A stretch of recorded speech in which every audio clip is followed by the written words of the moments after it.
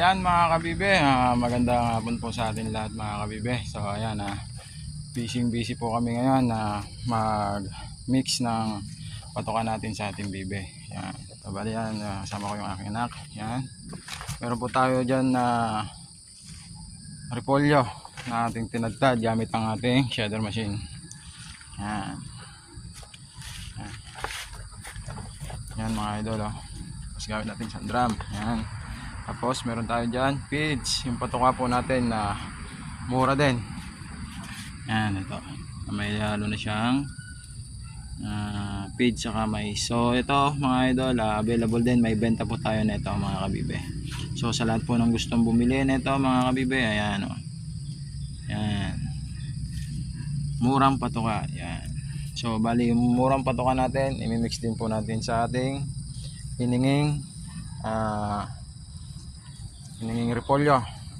Yan, hiningi lang po natin yan sa bayan. So bali meron pa to yung hindi na dyan, na 5 supot pa po yung hindi pa po natin chop chop.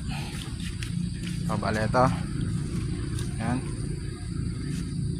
Sige, lagay ka na ng feeds. Yan, po tayo ng feeds. Yan lang, sa feeds po natin parang 1:2 po yung ating measurement yan mga kaibigan. So yan, lagyan natin. Tansyado na po yan ng aking anak kasi palagi po siyang nagmimix din ng ganyan. Ayan. So nakatipid ka na sa patuka mga kabibe. Saan ka pa? May mga malulusog ka pang mga bibe, diba? Quality. So ayan mga kabibe, so maraming salamat sa panonood po ng ating munting video. Sana ay may nakuha kayong diskarte sa pagpapatuka.